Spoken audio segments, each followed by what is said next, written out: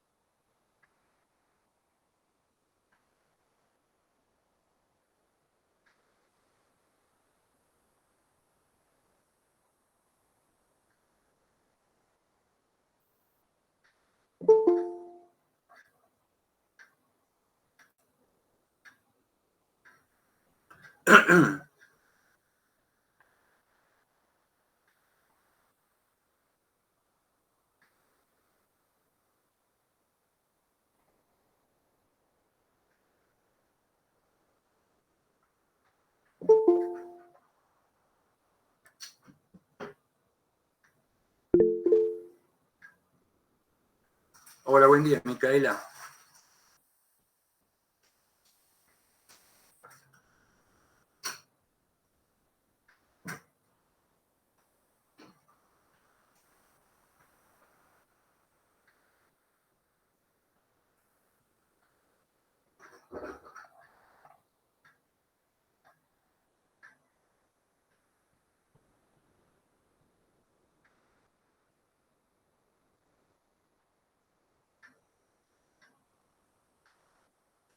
Parece que hoy están remolones para entrar.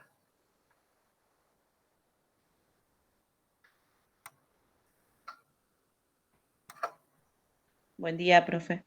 Algunos tenían problema para entrar, eso ¿Ah, vi en sí? el grupo de WhatsApp. Sí. Bueno. Y 10 igual vamos a tener que largar porque si no, no nos va a dar el tiempo para todo lo que tenemos que ver.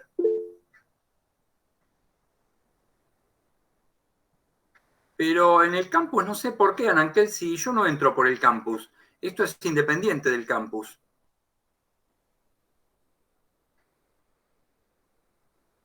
Salvo que quieran Lo entrar que, directamente lo que, haciendo clic en el vínculo, en el link.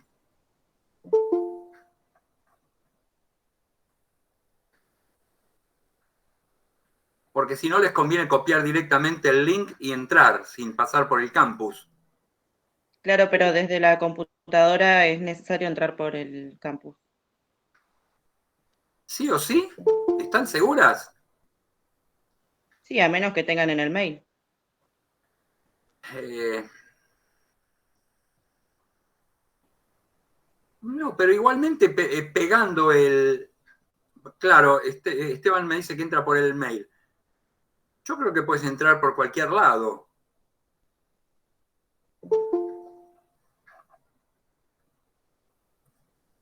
Pero bueno, vamos a darle un par de minutos más.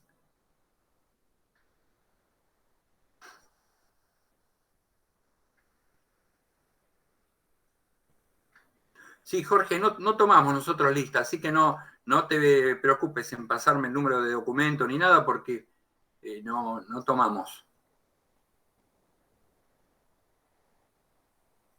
Acá me dice alguien que entró por el link a través de WhatsApp. Ornella. Dice, yo entré en la compu desde el grupo de WhatsApp que está en el link en la descripción. Sí, porque a lo mejor el campus a veces no anda bien.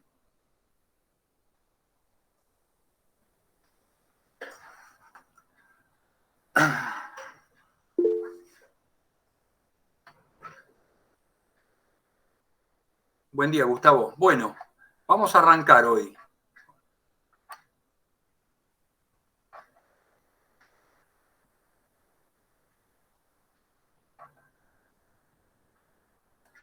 Vamos a arrancar de donde dejamos el otro día.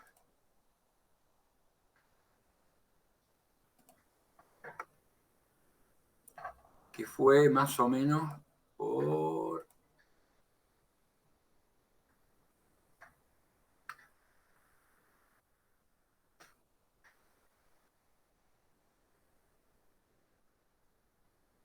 la extinción de la persona física, el estatus. Habíamos visto el estado de hombre libre, el estado de esclavo, cómo se caía en la esclavitud, el estado de ciudadano. Profe, creo que quedamos en parentesco. Agnación, conexión y afinidad, creo que íbamos a ver. Por eso, estábamos por acá, por estado de familia, ¿no? Si no me equivoco, sería que sí.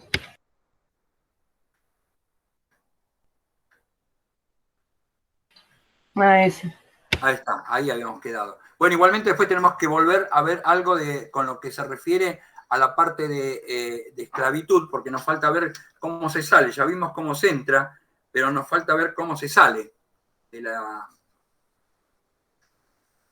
¿cómo se llama? De la esclavitud, ¿sí?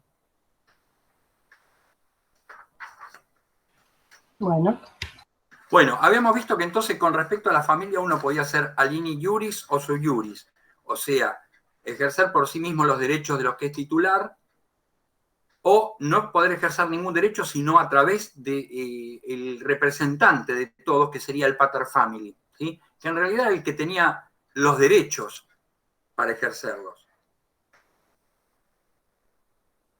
Que la patria potestad no se extinguía con la mayoría de edad, porque un hijo podía seguir sometido indefinidamente a la patria potestad del pater, salvo que éste lo manumitiera, que quiere decir, lo emancipara a través de la manumisión, de la emancipación, no manumisión. Manumisión se manumiten los esclavos. Ese hijo emancipado, entonces va a comenzar a formar su propia familia. Este desmembramiento que nos va a producir este efecto de desparramo en la familia, va a ser lo que va a dar lugar al parentesco, que después lo vamos a ver cuando veamos familia directamente, que es otra unidad. Así los parientes van a poder ser denominados agnados o cognados. La agnación va a ser un parentesco meramente civil. ¿Qué quiere decir? Que no van a estar necesariamente unidos por vínculo de sangre. Sería como un parentesco lejano. En cambio, la cognación va a ser el llamado parentesco natural y va a ser aquellos que estén vinculados directamente por un vínculo sanguíneo. Por su parte, los romanos llaman a entender lo que es el parentesco por afinidad, o lo que hoy llamamos parentesco político, o sea, el vínculo que nos une o la relación que nos une con la familia de nuestro cónyuge. ¿Sí?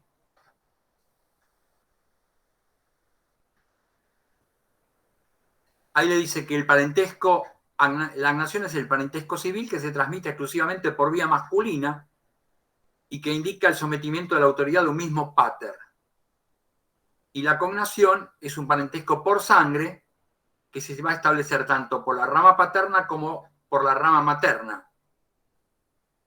Y la afinidad, por su parte, es el parentesco que existe entre los cónyuges entre sí o entre uno de ellos y alguno de los consanguíneos del otro.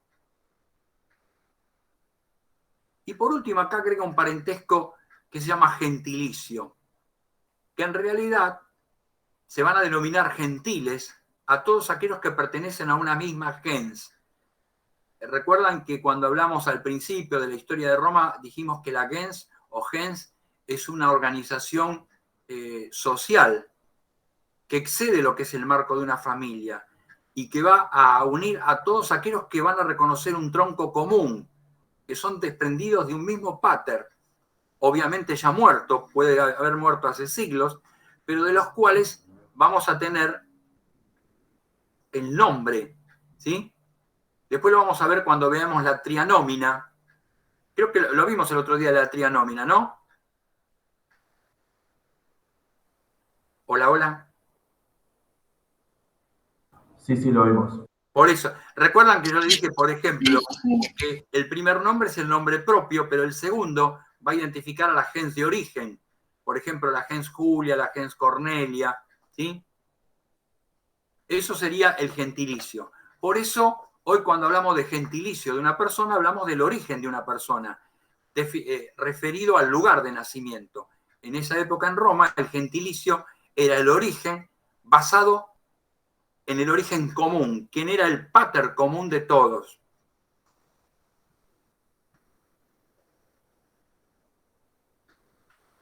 Así como vimos que había estatus, esos estatus también se podían perder. Y además, así como vimos que hay capacidad en las personas, vamos a ver que va a haber factores que lo van a alterar a la capacidad de las mismas, que le van a hacer reducir su capacidad para actuar por sí mismos. Uno de ellos es el llamado honor civil asociado a la infamia. ¿Qué es el honor civil? En Roma, un buen ciudadano se debe mantener siempre sin manchas para poder gozar plenamente de sus derechos. Quiere decir, no tiene que tener ninguna mancha en su honor. Y en segundo lugar, la infamia, que era la que alcanzaba aquella persona que era acusada de hurto, robo, adulterio, y por ejemplo no podía presentarse en un juicio o ser testigo o ejercer la abogacía.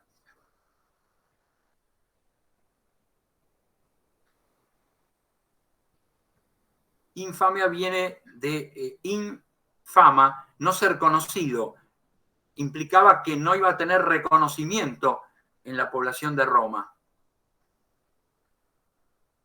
El segundo factor que va a alterar la capacidad en Roma, lo digo segundo, pero no hay un orden. Yo lo estoy dando en un orden cualquiera. Pueden ponerlo en el orden que les guste, ¿sí? Pero el segundo factor que puede dar lugar a una disminución de la capacidad en Roma es el sexo.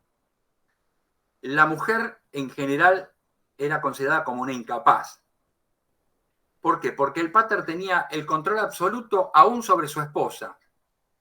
Pero, creo que ya se los dije, el derecho romano le va o la sociedad romana en sí le va a conceder a la mujer más derechos que a la griega. La griega no era nada más que algo adosado a su esposo, era un complemento. Acá la mujer romana va a tener vida propia. ¿Por qué? Porque no se las obligaba a vivir recluidas en la casa, compartían la mesa con su esposo, compartían las reuniones y eran libres para abandonar la casa y transitar por lugares públicos, ya sean teatros, juzgados, comercios, ¿sí? O sea que tenían vida social independientemente del marido. El estatus de la mujer va a depender del marido. Tenía derecho a la sucesión respecto a su padre, o sea, a su familia de origen, y tenían una educación que era bastante liberal. Podían continuar con estudios de literatura, tanto latina como griega. El griego era un idioma muy apreciado por los romanos, porque era considerado un idioma culto. Aprendían a tocar la lira, a bailar, a cantar. Y a veces podían tener autonomía económica, sobre todo cuando veamos la parte de familia, vamos a ver los llamados peculios o partículas de bienes. Y en general se dedicaban siempre a las tareas del hogar, como la costura y el tejido, y educar a los niños hasta la edad que estos fueran al sistema escolar.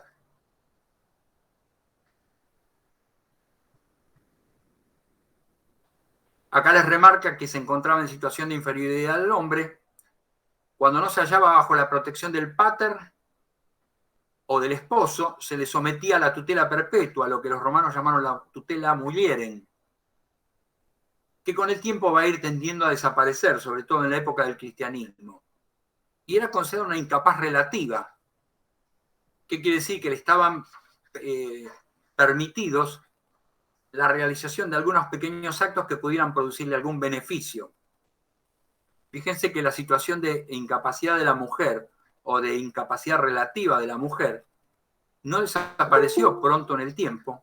Aguárdenme un cachito porque hay alguien que quiere entrar.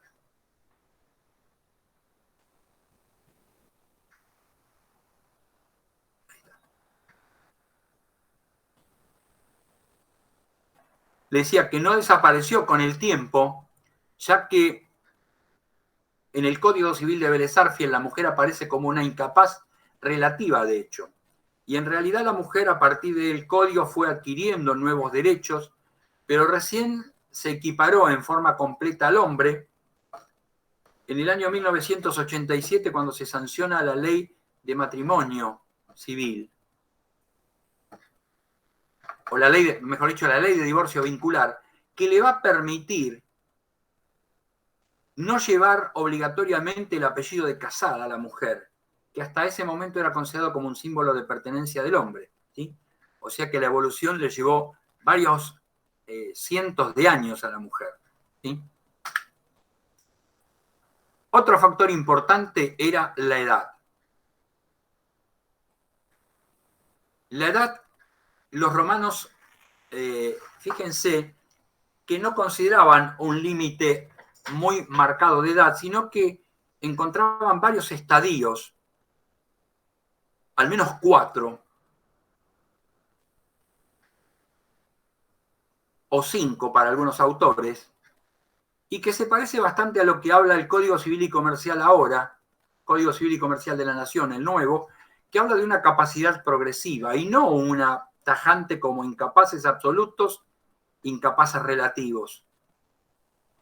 ¿Sí? Porque distinguían al menos estas divisiones. Primero, eran infantes todos aquellos que no llegaron a los 7 años de edad, que eran incapaces de realizar cualquier acto jurídico. En segundo lugar, aquellos que estuvieran, no siendo púberes, estuvieran más allá de la infancia, o sea, que estuvieran en la línea que está entre la infancia y la pubertad.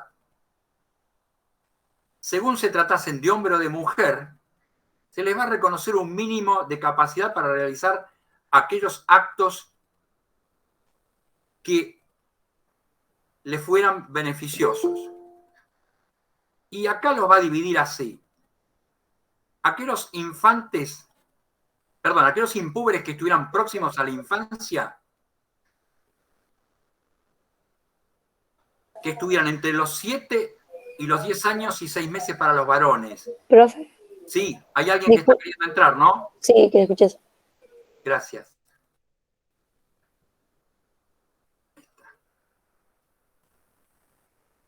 Ahí estamos.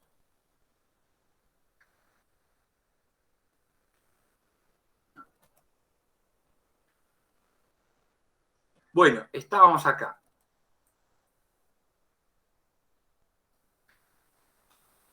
Aquellos varones que estuvieran entre los 10 años y 6 meses y los 7 van a ser considerados impúber pero próximos a la infancia, y las mujeres entre los 7 y los 9 años y medio.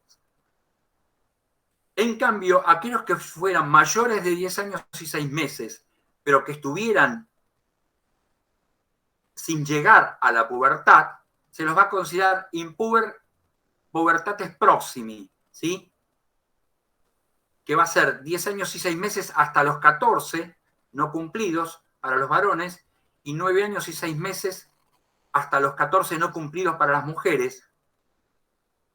Y la diferencia que vamos a encontrar acá es que esta segunda clasificación de los impúber van a responder por los actos ilícitos, cosa que no hacían los otros, los que estaban entre los 10 años y 6 meses o 9 años y 6 meses y los 7 años. ¿Sí? Esperen un cachito porque hay otro que quiere entrar.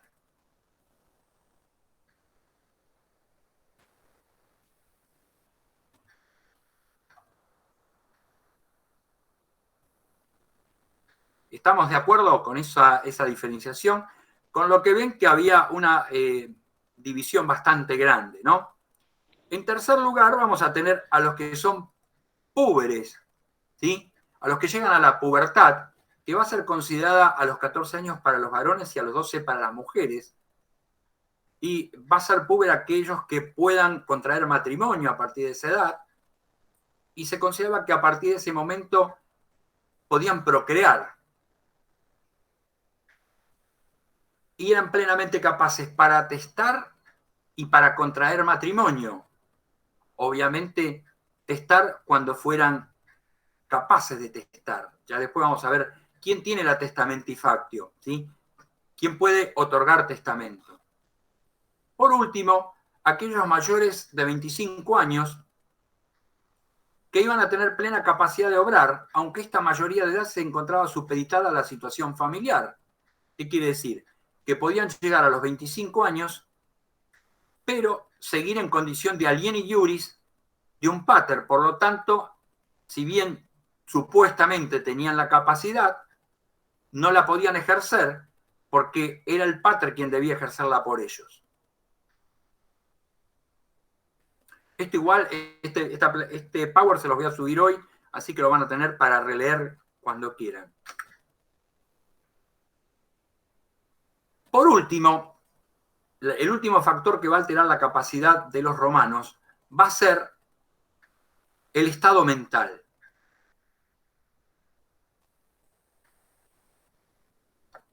Y la demencia, como tal, es un término que se va a originar en Roma a partir del siglo I a.C., ¿sí? El término como tal. Ahí dice que el poeta Lucrecio lo usó en su obra de Rerum Natura, de las cosas naturales, con el sentido de locura o delirio. En realidad, el término demencia se va a acuñar en esa época, pero ya la locura o el delirio eran conocidos de antes, ¿sí? Y dice acá que más tarde Cicerón lo usó tanto como sinónimo de locura como para referirse a una pérdida de la memoria en la ancianidad debido a una enfermedad, que es lo que hoy entendemos como demencia senil, por ejemplo, ¿sí? Y en realidad los romanos van a dividir o van a considerar dos estados de alteración mental. A uno lo van a llamar furiosus, y que va a ser el equivalente a lo que hoy denominamos dementes, los cuales podían presentar intervalos lúcidos en los que sus actos iban a ser plenamente válidos y cuya situación podía revertirse con el paso del tiempo y recuperar su capacidad de obrar. ¿Qué quiere decir? Que no necesariamente era un estado permanente. Es lo que en el código se van a denominar después demencia. En tanto, reconocían otra categoría que era la llamada de mente captus. Mente captus significa mente cautiva. Y van a ser aquellas alteraciones mentales que no hacen posible ningún intervalo lúcido en la persona, ni la posibilidad de recuperar o revertir la situación en momento alguno. ¿Como cuál? Por ejemplo, una idiocia, ¿sí?, muy avanzada, o una demencia senil muy profunda, o un Alzheimer muy avanzado, convierten a la persona en un ser que no tiene ninguna posibilidad de recuperar o de tener intervalos lúcidos en ningún momento, ¿sí? Esto con el tiempo va a dar lugar a una situación de que cuando un intervalo es lúcido en una persona, porque Vélez Sarsfield va a tomar este concepto y en la parte de testamentos va a decir, por ejemplo, que un demente aún declarado en juicio puede testar válidamente en intervalos lúcidos suficientemente prolongados. Y el problema era decir cuándo un intervalo es lúcido y cuándo es suficientemente prolongados. Y en general, la jurisprudencia siempre se volcó por entender que un acto jurídico realizado por una persona incapaz de hecho, incapaz de actuar, iba a ser considerado realizado en intervalos lúcidos según lo que se desprendiera del acto mismo. ¿Qué quiere decir? Si un demente otorgaba un testamento diciendo que todos los bienes iban a ser entregados a sus hijos o a sus herederos que por naturaleza le correspondían, era un intervalo lúcido, ¿sí? Aun cuando mejorase de fortuna alguno, disponiendo de la legítima. Ahora, si una persona demente tiene hijos y hace un testamento declarando único y universal heredero a su perro, ese acto no es un acto lúcido, ¿sí? Por eso siempre la validez y la lucidez de la persona en el momento de realizar el acto se iba a tener que se desprendía del acto mismo que realizaba. Eso en un mentecaptus no iba a ser nunca posible. Por último, los romanos consideraron también como un factor que iba a limitar la capacidad de obrar de las personas, la prodigalidad. Y eran considerados pródigos aquellos que tenían una tendencia a dilapidar sus bienes, ya sea por el juego, la bebida, la vida licenciosa, y dilapidaba una parte importante de su patrimonio. Y esto era importante porque el patrimonio no era exclusivamente propio, sino que representaba un patrimonio familiar. Esto iba dirigido a los pater. ¿Por qué? Porque era el único que podía disponer libremente del patrimonio. Ellos iban a recibir una protección que le otorgaba la ley a través de la figura de un curador. Lo que ellos llaman el curator, que era lo mismo que le otorgaban a los furiosos y a los mentecaptus, pero en este caso no iba a reemplazar la voluntad del pródigo, sino que la iba a acompañar, que la iba a complementar. Esta figura no fue reconocida por Vélez Sarsfield cuando se redactó el código y debió ser incorporada posteriormente a través de la reforma integral del Código Civil en el año 1968, bajo una figura especial llamados inhabilitados, ¿sí? Dentro de los cuales se incorporó a los drogadictos, a las personas que sufrían ebriedad consuetudinaria y a las personas que tenían algunas alteraciones mentales sin configurar la demencia, o aquellos que tenían tendencia a dilapidar sus bienes, ¿sí? A todos esos se le otorgó un curador, que en realidad más que un curador revestía la calidad de un acompañante. Es muy parecido a lo que hoy es el acompañante en las personas en el nuevo código, ¿sí? Que no es en sí que va a reemplazar definitivamente, sino que depende de del grado de incapacidad que tenga la persona, va a ser el tipo de acompañamiento que le va a otorgar. ¿Sí? Aguárdenme un segundito porque hay alguien tocando el timbre. No, me engañó.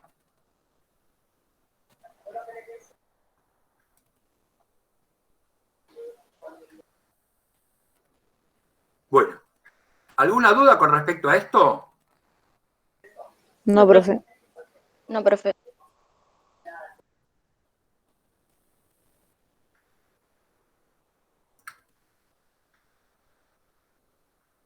Bueno, esto creo que ya lo habíamos visto, los derechos que tenían los ciudadanos romanos. Nos faltaría solamente esto. Y después vamos a ir a la parte que me interesa, que es la de la esclavitud. Hay una parte que habla de personas jurídicas en la última parte, ¿sí?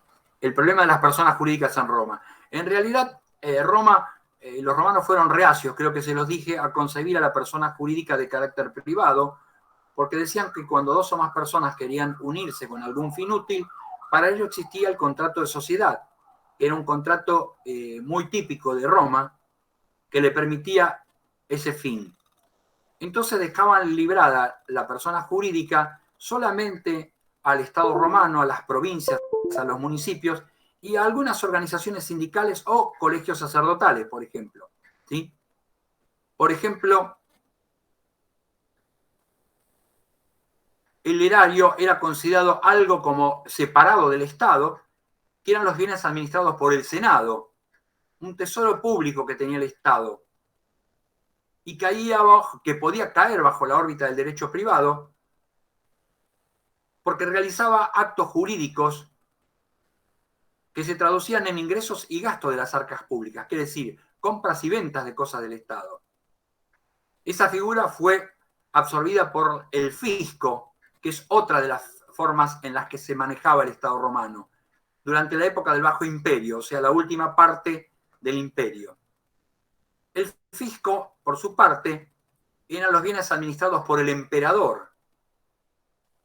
Y a partir de Diocleciano, el fisco fue considerado como una persona jurídica con privilegios para enajenar usucapir, por ejemplo. ¿Qué quiere decir? Para adquirir derechos por sí mismo.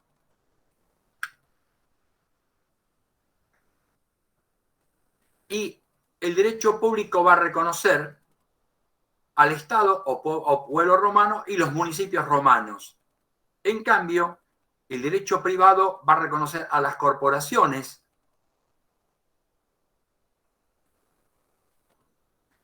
que van a tener una evolución, organización y capacidad, pero van a ver limitada su constitución a través de varias leyes, que no es importante porque no lo vamos a ver, pero para que tengan una idea. Esas corporaciones podían tener fin de lucro, pero había otras fundaciones, otras llamadas fundaciones o causas de piedad o pía causa, que no van a tener fin de lucro, que generalmente van a estar vinculadas con la religión y van a tener fines piadosos. ¿Qué quiere decir? Bien público. ¿Cómo se crean por voluntad de las partes? ¿Cómo se extinguen por voluntad de las partes?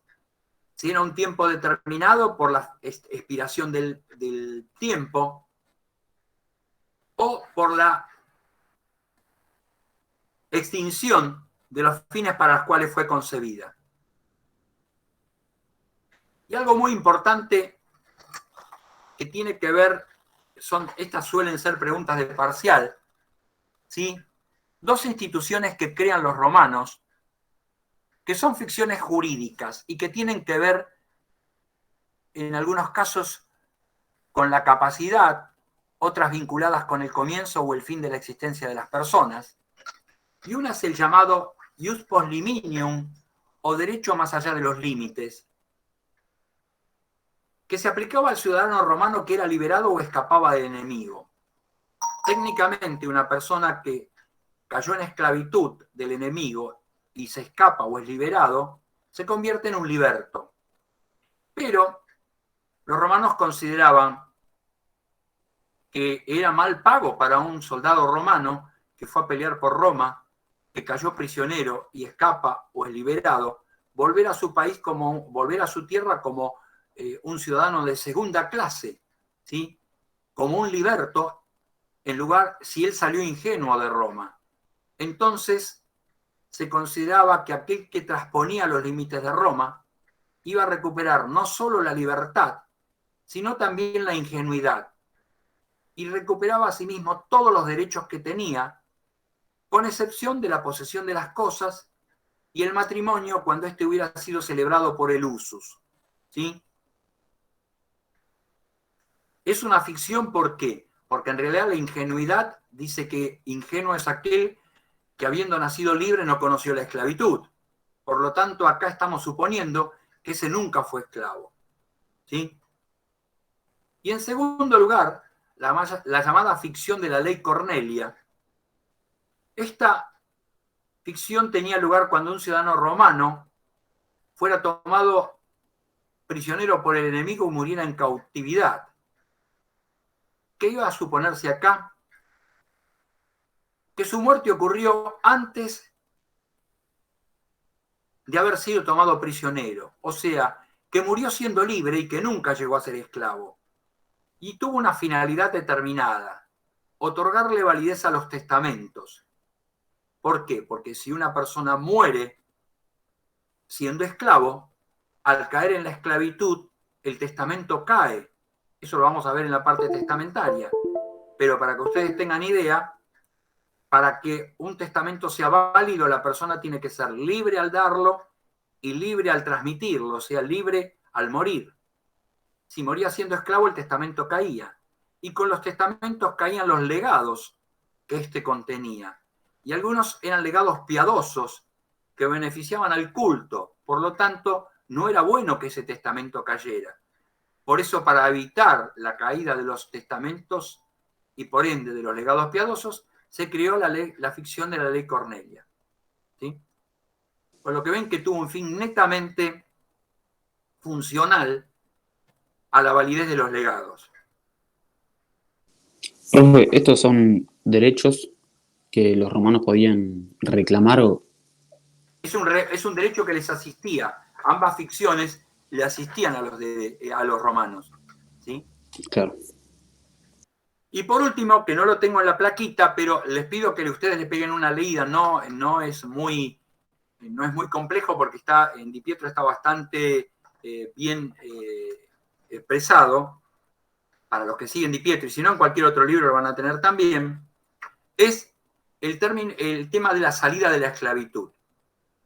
La salida de la esclavitud para los romanos se va a producir a través de la manumisión, ¿sí? Que significaría liberarse de la manus, aun cuando los esclavos no están bajo la manus del pater, sino pertenecen al dominium del pater. Pero el término que se usó fue manumitir, ¿sí? Esa manumisión, el pater la podía realizar de dos formas, una forma solemne o en una forma no solemne. Y además, dentro de las formas solemnes, van a encontrar 4 formas de manumisión. Una es a través de una ceremonia que se llama la vindicta.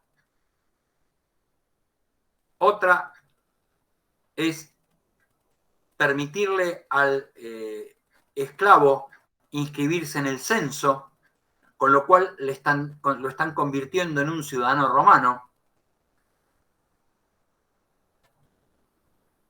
Otra es manumitirlo en el testamento, que fue una de las más comunes también. O sea, lo manumiten en el testamento y pueden inclusive instituirlo heredero en parte de los bienes. Hay un ejemplo clásico que es la manumisión del esclavo favorito de Julio César, que se llamaba Posca, al cual no solo manumite al morir, sino que en el testamento le deja parte de sus bienes.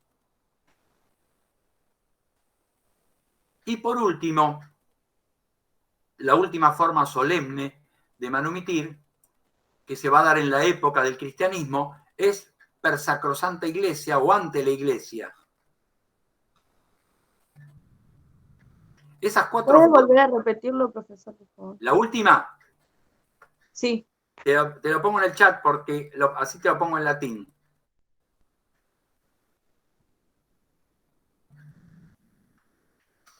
Gracias.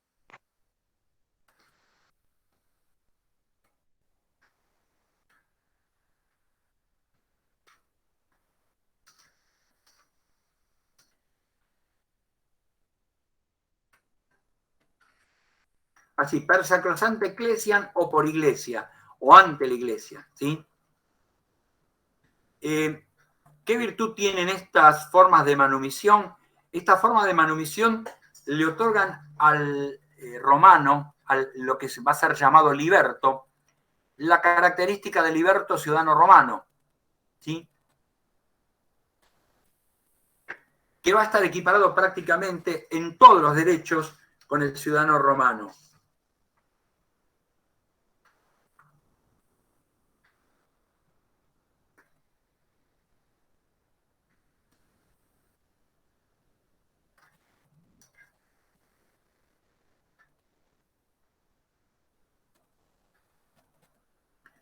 Iban a carecer solamente del derecho al honor, o sea, no van a poder ejercer las magistraturas.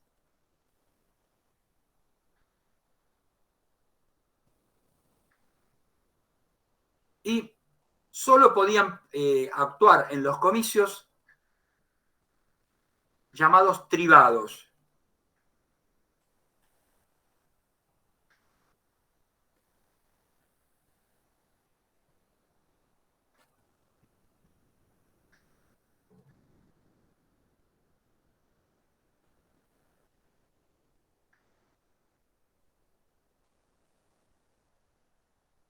Con respecto a aquellos que fueran manumitidos en forma no solemnes, vamos a tener que hay tres formas no solemnes de manumisión.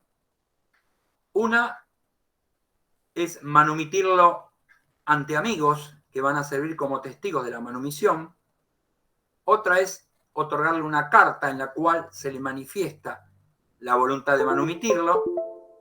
Y otra es permitirle sentarse a la mesa con su amo.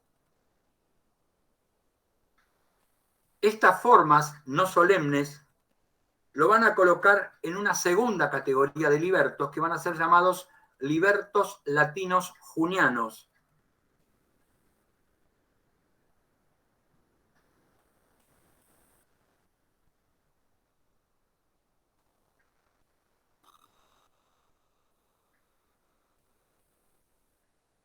No tenían la posibilidad de ejercer ningún cargo honorario, no podían participar en ningún tipo de comicios.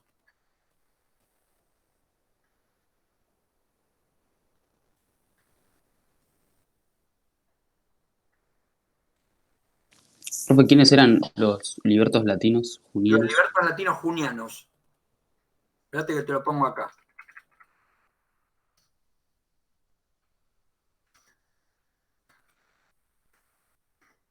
Libertos latinos junianos. Profe, ¿puede repetir lo que no podían hacer? Sí, no tenían el acceso a las carreras de la magistratura, o sea, el ius honorum, no podían sufragar en ningún comicio.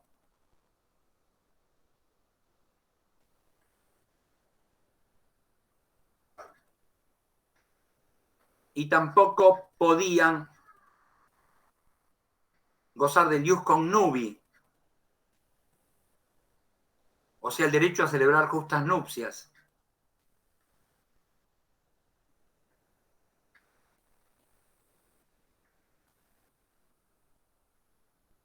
¿A cuál, profe? Perdón.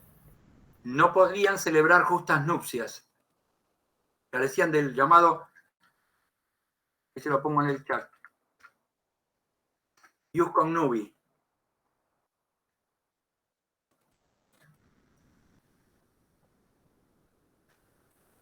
Con el tiempo, en la época del Imperio, hay diversos hechos que le permitieron a los libertos latinos junianos ascender a la categoría de libertos ciudadanos romanos. Ahí los van a tener detallados en Di Pietro y son varios, ¿sí? Por ejemplo, referidos al patrimonio, al casamiento con una mujer romana de la primera clase, ¿sí? Haber llegado a la época, a la edad de 30 años, ¿sí? Y casarse en justas nupcias. Son varios casos puntuales en los cuales podía ascender de categoría. Y la última categoría que vamos a tener de libertos es una categoría que se va a llamar libertos de dicticios.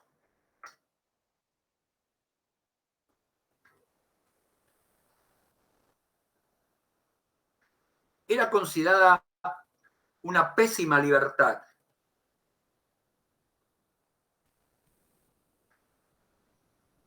Y era, ¿Cómo dijo, profe, libertos de? liberto, ahí te lo puse en el chat, libertos de dicticios. Era considerada una pésima libertad.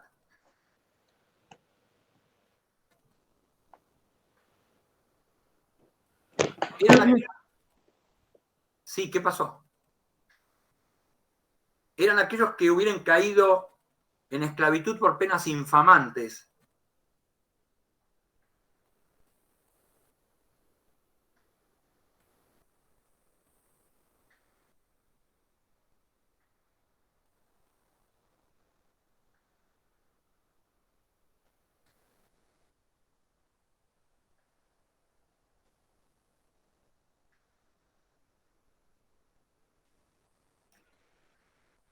Y no podían habitar ni en Roma ni dentro de un radio de 100 millas de Roma.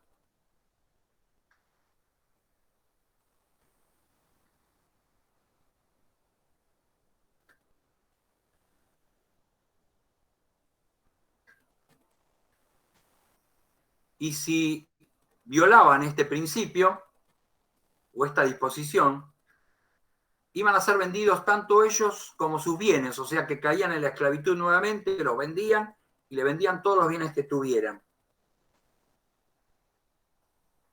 Con el tiempo, en el Bajo Imperio se va a reconocer una sola clase de libertos, que va a ser la de libertos ciudadanos romanos.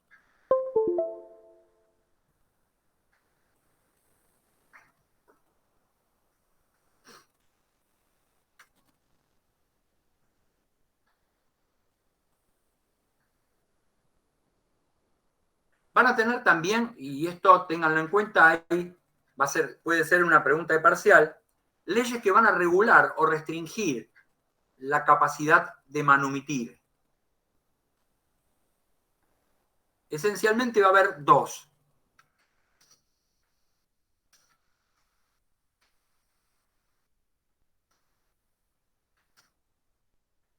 Profe, ¿me lo puedo repetir de las leyes? Ahí lo estoy poniendo en el chat. Ah, no, pero ¿cómo era leyes que? Leyes que van a restringir la posibilidad de manumitir esclavos. Una va a ser la Lex Aelia Sentia y otra va a ser la Lex Fufia Caninia.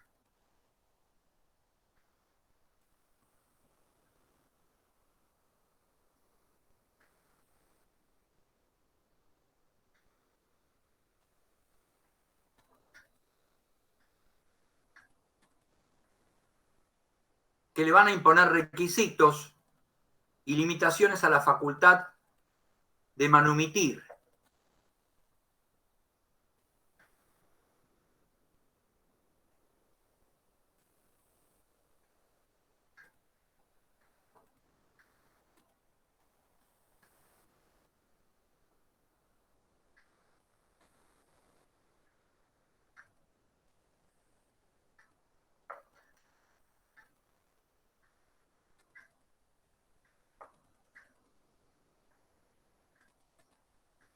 Ambas leyes son de principios del imperio, época de Octavio, y van a perdurar hasta la época de Justiniano,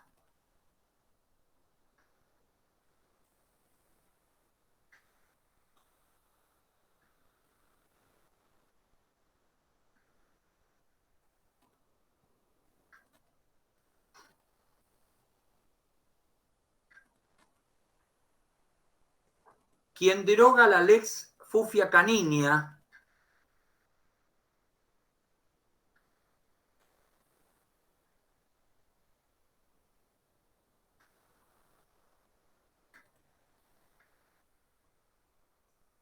después péguenle una leidita qué limitaciones eran las que imponían, ¿no? La Lex Fufia Caninia limitaba la cantidad de esclavos que se podían manumitir en forma solemne por testamento. Pero péguenle una leidita a eso, así avanzamos un poco. Le decía que Justiniano va a derogar la Lex Fufia Caninia, pero va a mantener la Aelia Sentia.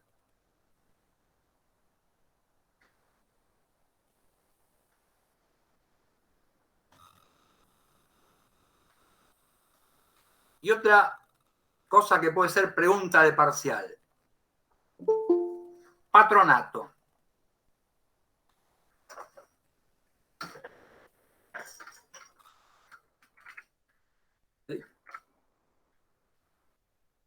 Patronato, dijo profe. Patronato, a pesar de ser, aparte de ser un equipo de Entre Ríos, Patronato era una institución creada en Roma que va a regular la relación entre el liberto y su ex amo, que hoy se convierte en patrón, ¿sí? ¿Una institución, dijiste, profe? Claro, es una institución creada por los romanos que va a regular, cuando hablamos de instituciones, instituto o digamos, forma, ¿sí? O regulación, que va a regir la relación entre el liberto y su ex amo, hoy convertido en patrono.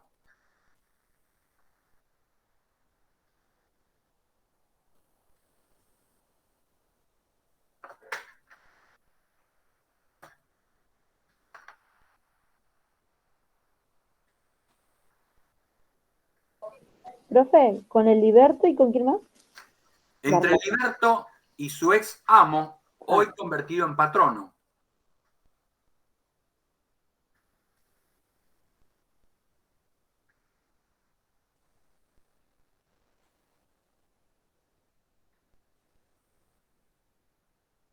Gracias. En realidad se convierte en un vínculo jurídico que implica deberes a cumplir por ambas partes.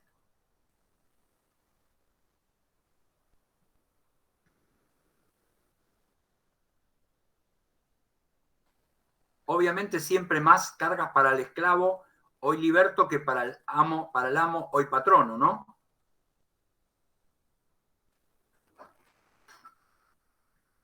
El esclavo debía rendir siempre o debía guardar siempre el respeto por su patrono y debía prestarle ayuda, tanto manual como económica.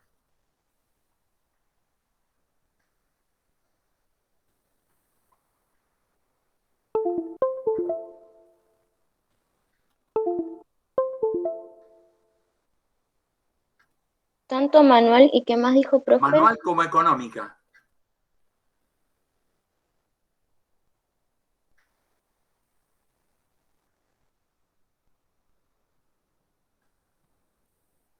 Y si moría sin descendientes después de su manumisión,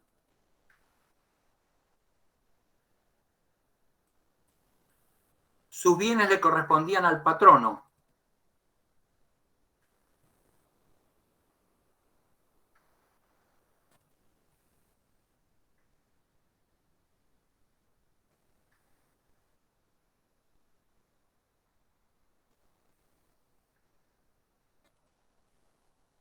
Quien iba a tener también la tutela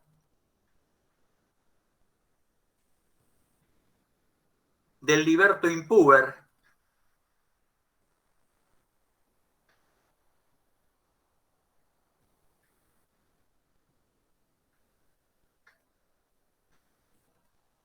o de la liberta.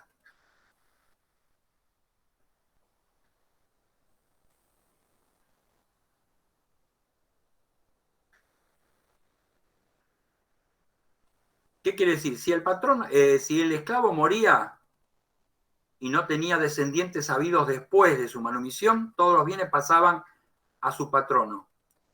El patrono iba a ejercer la tutela de los hijos menores que hubieran quedado, pero que tenían que ser habidos antes de su manumisión, pero también iba a guardar la tutela de aquellos que liberase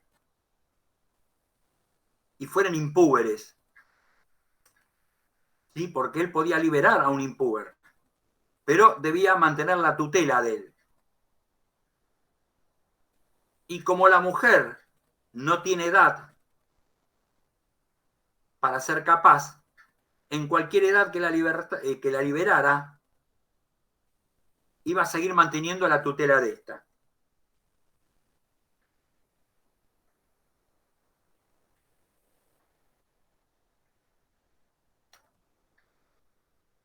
Después hay unas llamadas situaciones afines a la esclavitud, ¿sí?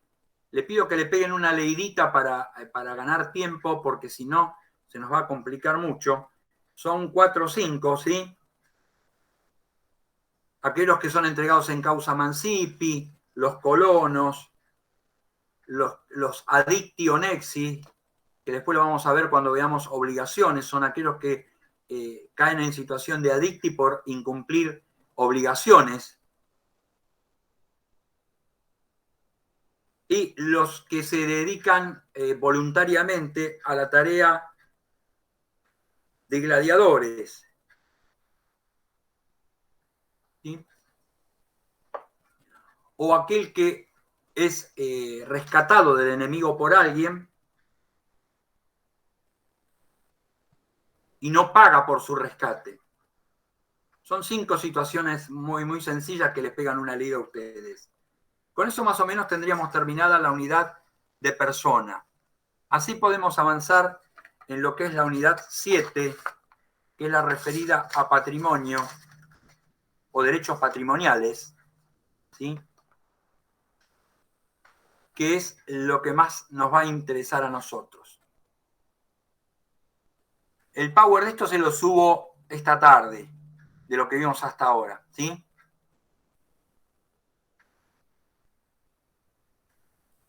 Ahora vamos a ir a la parte de derechos patrimoniales, que es la unidad número 7.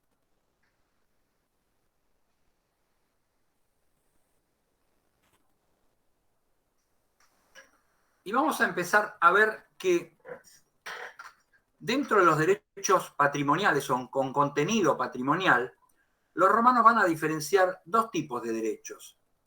Unos llamados personales o creditorios,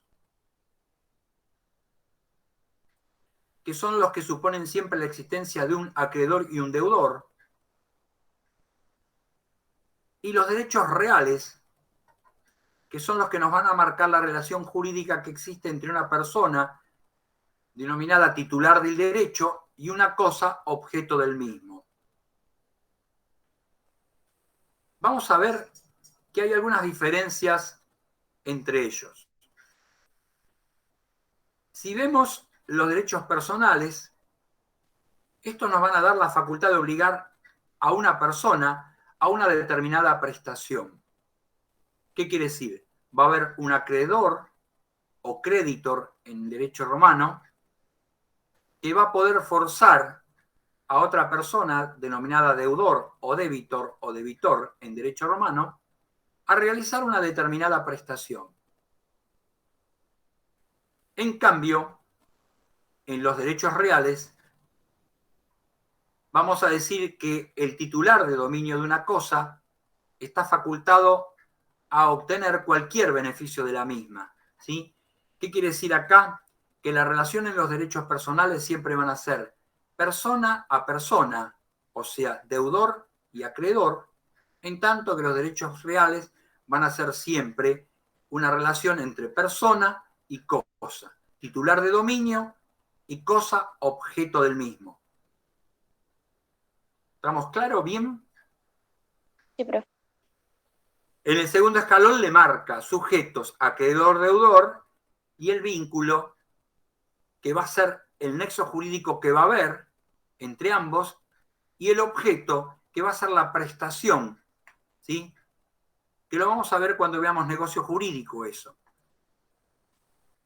Por su parte, en los derechos reales va a haber dos elementos solamente que van a ser el sujeto, que es el titular del derecho, y la cosa, que va a ser el objeto del mismo.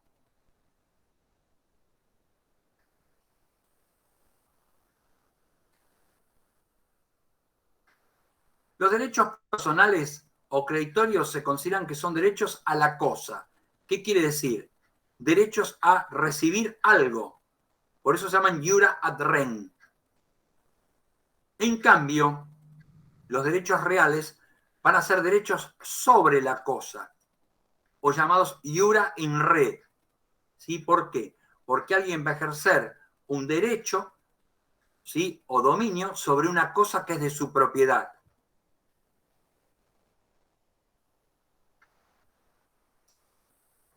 Se dice que los derechos personales son relativos. ¿Qué quiere decir?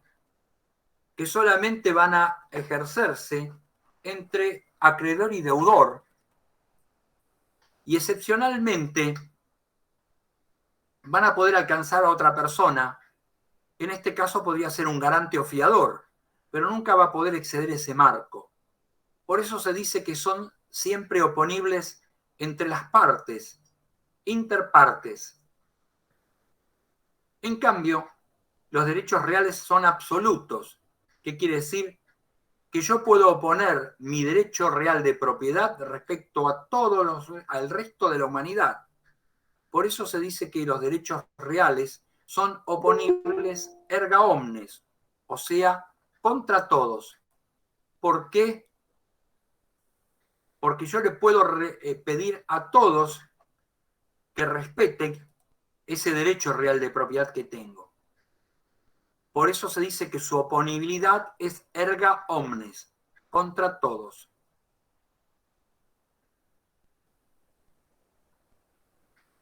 Los derechos personales se pueden establecer por un simple acuerdo de los particulares. ¿Qué quiere decir?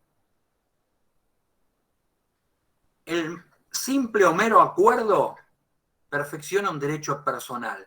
Después vamos a ver que cuando veamos contratos, que es una forma de realizar, por ejemplo, de constituir derechos personales, vamos a ver que hay formas específicas para determinados contratos. Pero en principio podemos decir que el simple acuerdo perfecciona un derecho personal. En cambio, en los derechos reales,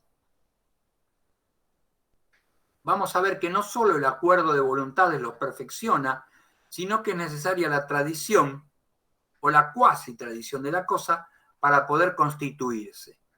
¿Sí? ¿Qué quiere decir?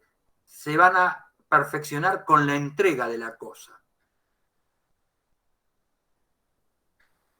Acá, a continuación, viene algo que es muy importante. Los derechos personales van a tener un número ilimitado. ¿Qué quiere decir?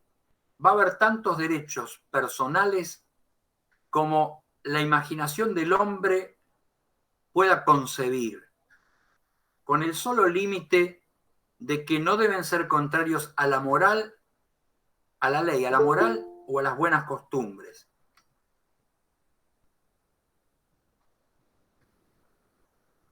Eso es lo que los hace prácticamente ilimitados en número, ¿sí? En cambio,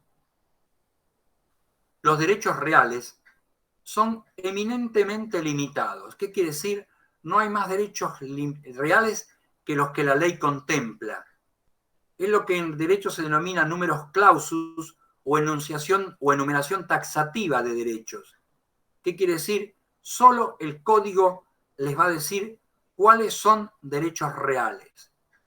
Fíjense que esto fue tan así que el Código Civil y Comercial, el Código Civil de Vélez Sarsfield va a recoger prácticamente los mismos derechos reales que en la época de Roma, e inclusive va a obviar o olvidar algunos, como son el derecho real de superficies, que después fue incorporado en el código por una ley posterior, pero solamente limitada a las superficies forestales. Con la sanción del nuevo código se amplía el número de derechos reales y se incorporan los llamados nuevos derechos reales, como son los tiempos compartidos, los cementerios parque, o el derecho real de superficie para todo tipo de emprendimiento y no solamente los forestales, ¿sí? O los conjuntos inmobiliarios. Pero, no obstante esa ampliación de derechos, todavía en la actualidad los derechos reales tienen un número limitado y que está enunciado taxativamente por la ley, en este caso por el Código Civil y Comercial de la Nación.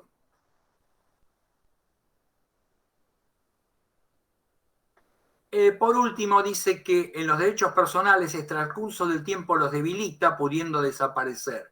¿Por qué?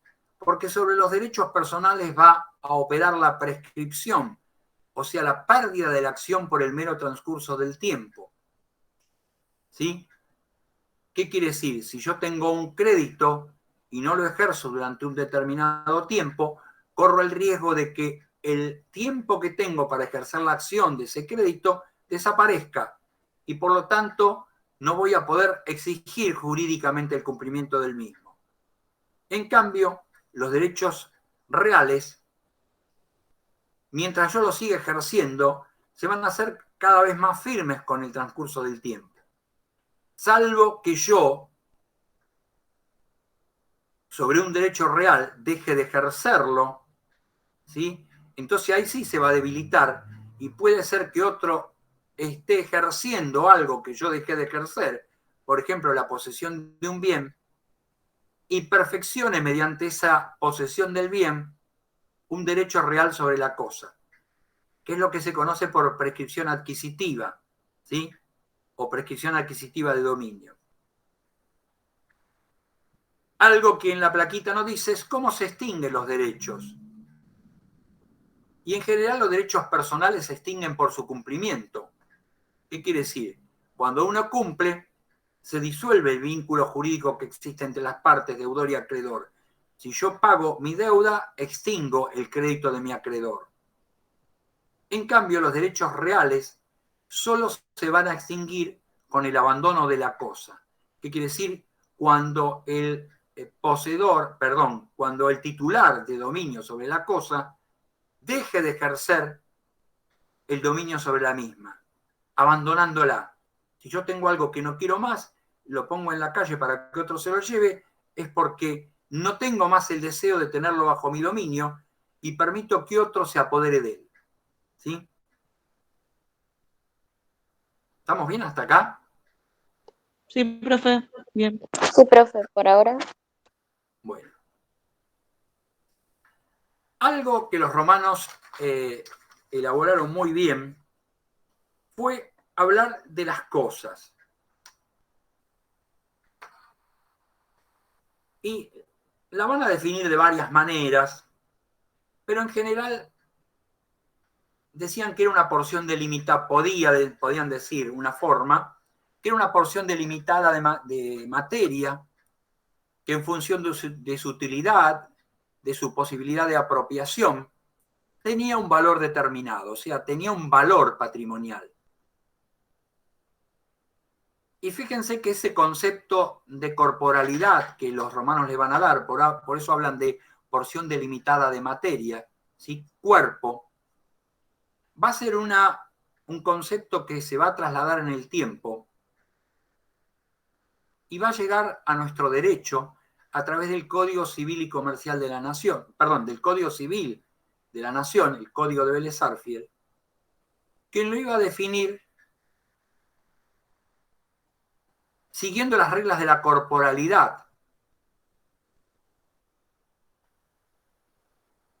Y eso motivó durante mucho tiempo que algunas cosas que no eran corporales en el sentido del código, pero podían ser apropiadas por otro, ¿sí? ¿Me aguardan un segundito, por favor?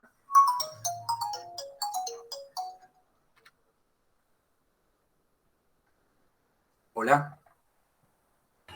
Hola. Sí, es llamada, ¿no? Sí, por favor, que tengo una llamada urgente. Hola, hola. Hola, sí. Sí, profe, tranquilo.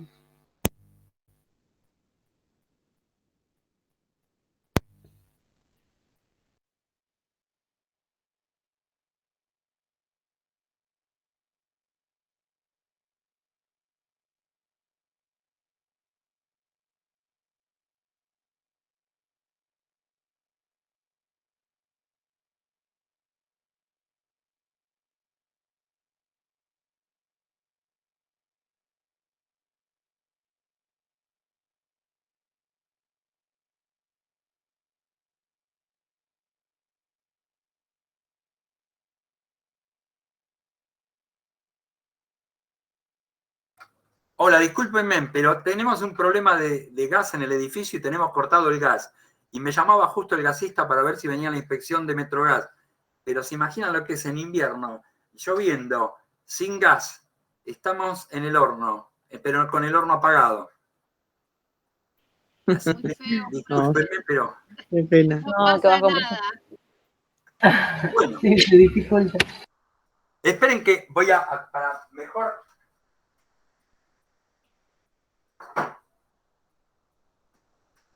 Yo les decía que Vélez-Sarsfield, cuando redacta el Código Civil de la Nación, toma prácticamente la definición romana del concepto de las cosas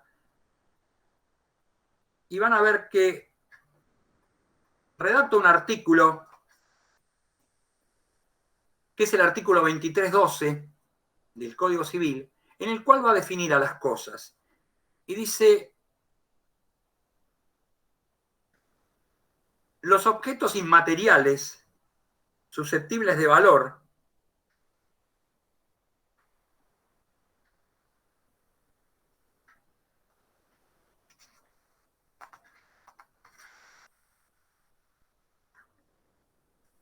E igualmente las cosas se llaman bienes. El conjunto de los bienes de una persona constituye su patrimonio. Ahí está definiendo en un concepto moderno, ¿sí?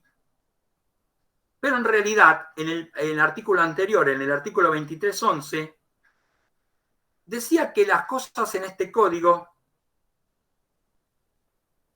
son los objetos materiales susceptibles de tener un valor.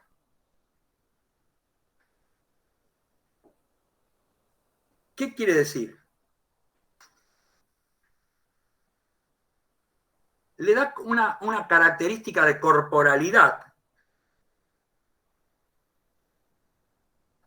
exactamente igual a la que tenían los romanos.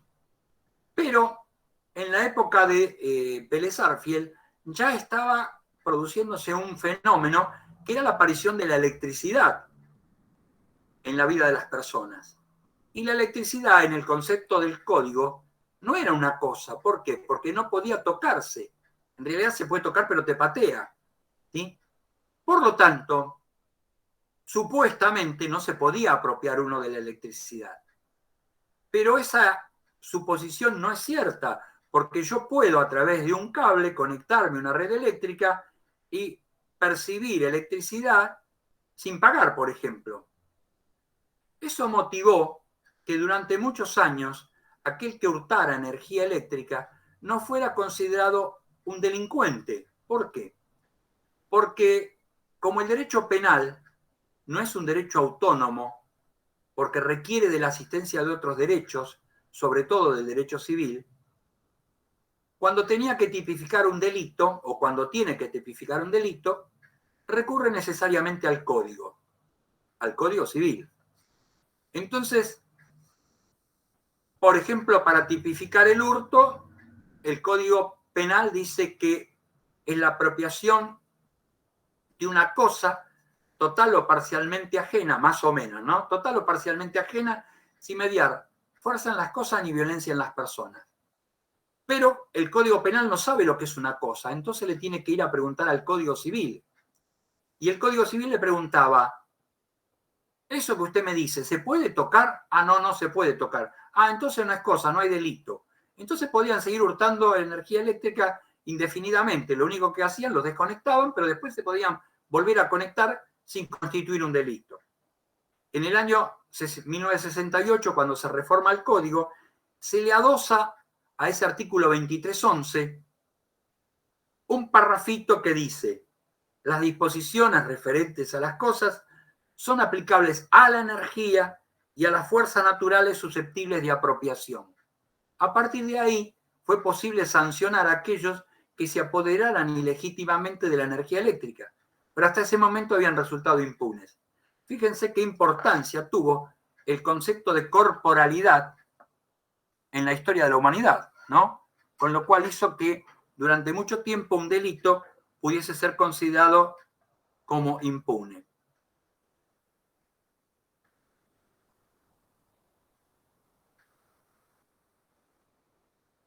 Otra cosa que los romanos mencionaban era la posibilidad de apropiarse de las cosas y la abundancia o la escasez de la misma. ¿Qué quiere decir? Como si fuera una regla de comercio, el valor de las cosas iba a estar determinada por la oferta y la demanda.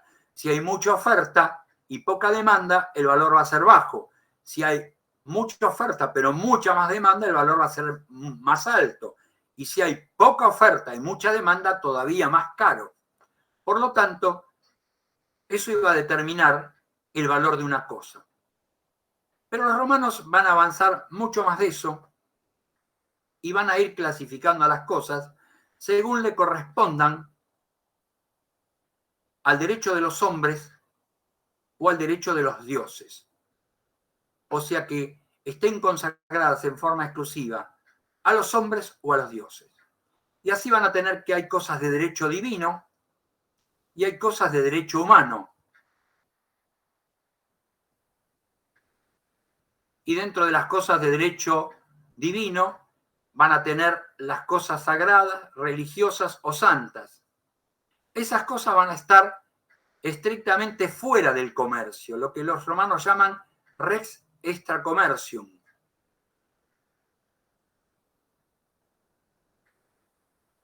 En cambio, van a ser cosas de derecho humano, aquellas que sean privadas o aquellas que sean públicas.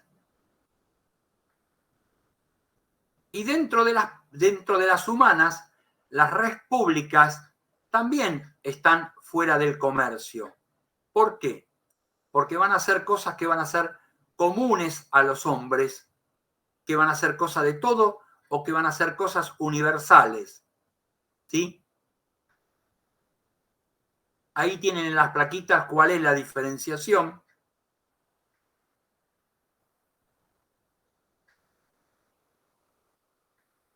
A nosotros nos van a interesar en sí las cosas que son humanas, pero además son privadas.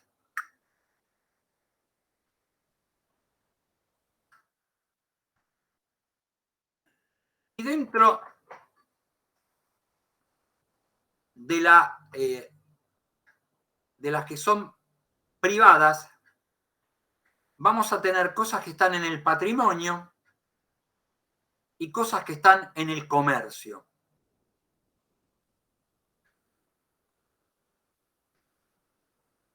¿Qué quiere decir? Que pertenecen al patrimonio de una persona y que además son susceptibles de ser utilizadas para comerciar con ellas, para diferenciarla de aquellas que no pertenecen al patrimonio de nadie y que también están fuera del comercio, que no son susceptibles de ser objeto de comercio. Ahí van a tener las que son por derecho divino y aquellas que son por derecho humano, ¿sí? Las res públicas, las res comunes omnium.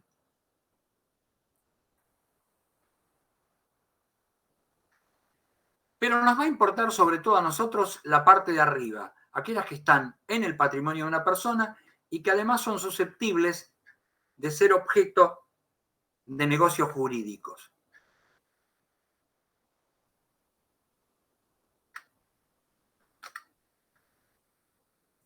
La clasificación más antigua de las cosas y una clasificación que no llegó a nuestros días, por ende, es hablar de res mancipi y res nec mancipi.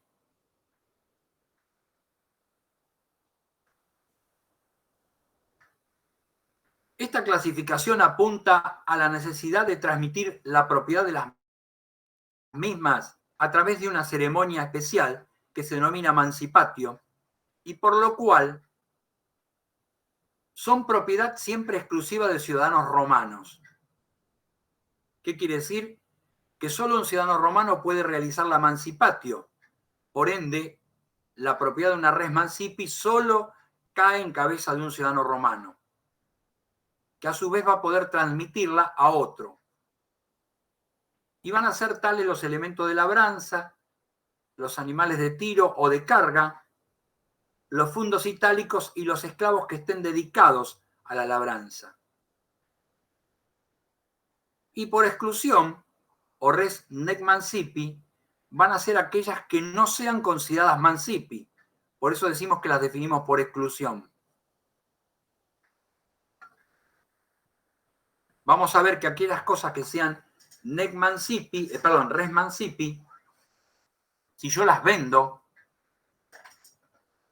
la simple tradición o entrega de la cosa no perfecciona el dominio, por lo tanto el que la adquiera, para poder perfeccionar el dominio sobre las mismas, va a tener que realizar la mancipatio. ¿Sí? Después lo vamos a ver cuando veamos formas de adquirir el dominio o propiedad.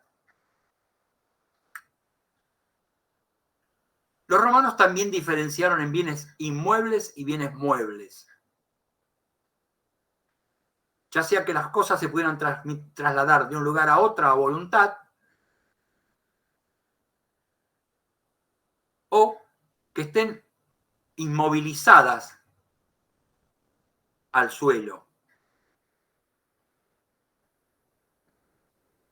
O sea, el suelo mismo y todo lo que esté incorporado a él de una manera orgánica. ¿Qué quiere decir? Plantado, sembrado, adherido al suelo como una casa, ¿sí?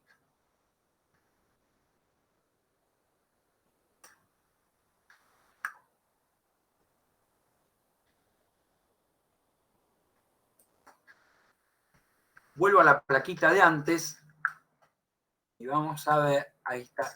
Dentro de la clasificación de las cosas, van a ver que los romanos van a elaborar una clasificación muy amplia. Ustedes igual después le van a pegar, yo le voy a nombrar 2 o 3 cosas, pero ustedes después, las más importantes, después ustedes le van a pegar una leída, pero van a ver que los romanos hablan de cosas divisibles e indivisibles. ¿Qué quiere decir que una cosa sea divisible o indivisible? Para que una cosa sea divisible, debe admitir su división sin perder ni su naturaleza ni su finalidad económica. Por ejemplo, el dinero. Si yo tengo 10 pesos, es lo mismo que lo tenga en un billete de 10, en 2 monedas de 5 o en 10 monedas de 1 peso. ¿Sí? Ahora, si yo tengo una vaca, esa vaca es indivisible porque si yo la corto al medio, ya no tengo 2 medias vacas, tengo 2 medias reses y no van a tener la misma finalidad económica, porque una vaca yo la tengo para dar leche y si yo la mato la tengo que comer. Entonces cambié la finalidad económica de la cosa. Hay muchas cosas que son divisibles, el dinero, el vino, el aceite, el trigo, la harina, ¿sí? Todas esas cosas admiten su división, su fraccionamiento, sin perder su naturaleza ni su finalidad económica. En cambio hay otras que no lo admiten, como el ejemplo de una vaca, ¿sí? También los romanos hablaron de cosas fungibles o no fungibles. Y acá la fungibilidad tiene que ver con la clasificación de las cosas. Cuando hablamos de una cosa genérica, quiere decir que la cosa está identificada solamente por el género. Y cuando hablamos de una cosa específica, decimos que la cosa está claramente especificada. Si es fungible, quiere decir que la cosa está identificada solamente por el género y cualquier cosa del mismo género o especie la reemplaza. Por ejemplo, el dinero. Por ejemplo, el vino. Por ejemplo, el aceite. Por ejemplo, el maíz, el trigo. ¿Qué quiere decir? 1 kilo de trigo es igual a 2 medio kilos de trigo, y si yo no tengo este trigo, te doy aquel. Si yo no tengo este vino, te doy este otro. Si yo no tengo 10 pesos en un billete, te doy 10 monedas de 1 peso. Pero siempre lo puedo cambiar uno por el otro, ¿sí? En cambio, decir que algo es no fungible quiere decir que es único. Si yo hablara de un caballo puede ser una cosa fungible, pero también puede ser no fungible. ¿Por qué? Si yo en una obligación me obligo a entregar un caballo, te puedo entregar cualquier caballo. Ahora, si yo te vendo un caballo de carrera con pédigre, yo solamente te voy a poder entregar cierto y determinado caballo de carrera que es hijo de tal y tal, ¿sí? No va a haber otro para reemplazarlo. ¿Se entiende la diferencia? Sí, profe. ¿Y qué importancia va a tener esto? Cuando vayamos a hablar de obligaciones, vamos a ver que cuando una obligación consiste en entregar una cosa fungible, la obligación nunca puede ser considerada de imposible cumplimiento, porque siempre va a haber algo para entregar en lugar de lo comprometido. En cambio, si la obligación consiste en un objeto específico, esa obligación, esa cosa es no fungible. Si yo me comprometo a entregar un cuadro de Van Gogh, no puedo entregar otro, porque hay uno solo. O si me comprometía a entregar la Mona Lisa, Hay un solo cuadro, no hay dos. Por lo tanto, si ese cuadro desaparece, esa obligación se va a considerar de imposible cumplimiento. ¿Sí? Y por último, en esa lista habla de consumibles y no consumibles. Se va a considerar que una cosa es consumible cuando se agote con su primer uso. Y se va a considerar que es no consumible cuando, a pesar de extinguirse en algún momento, admita un uso prolongado. Por ejemplo, el vino es consumible, porque si yo me lo tomo, se terminó el vino. En cambio, una camisa o un pantalón es no consumible, porque yo lo voy a poder usar un largo tiempo hasta que se rompa, y después lo tendré que descartar. De estas tres últimas cosas que dije, se desprende que hay cosas que recaen sobre varias clasificaciones. ¿Por qué? Porque el dinero, por ejemplo, es consumible, fungible y divisible. ¿Por qué? Porque yo puedo tener 50 pesos en 5 billetes de 10, que si yo los gasto no tengo nada, y que puedo gastar 30 y quedarme con 20, por lo tanto se divide, son fungibles y son consumibles. ¿Sí? También vamos a poder hablar de cosas principales y cosas accesorias. Y una cosa principal es aquella que tiene una función determinada por sí misma. Y cosa accesoria es aquella que, unida a la cosa principal, sirve para mejorar la prestación de esta. Por ejemplo, un auto, si yo considero un auto como una cosa, un auto es una cosa principal. Y un equipo de audio puede ser considerado una cosa accesoria a un auto, ¿sí? Que no tiene vida propia, pero que unido a la cosa principal le sirve para mejorar su utilidad. ¿Se entiende eso?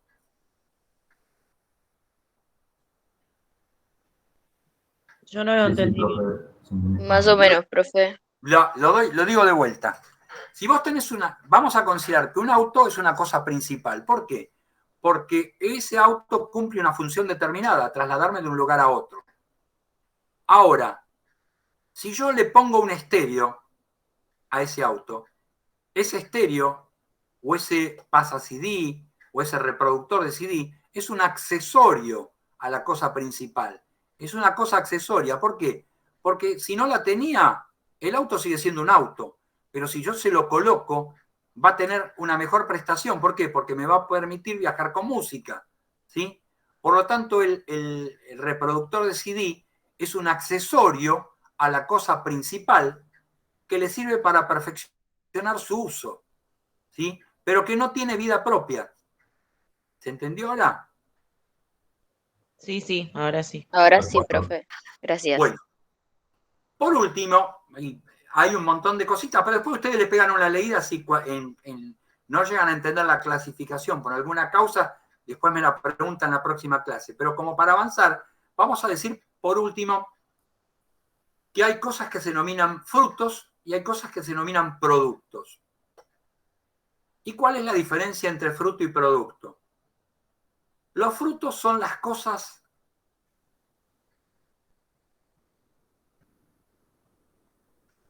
que una cosa fructífera produce periódicamente, sin alterar su finalidad económica ni su sustancia.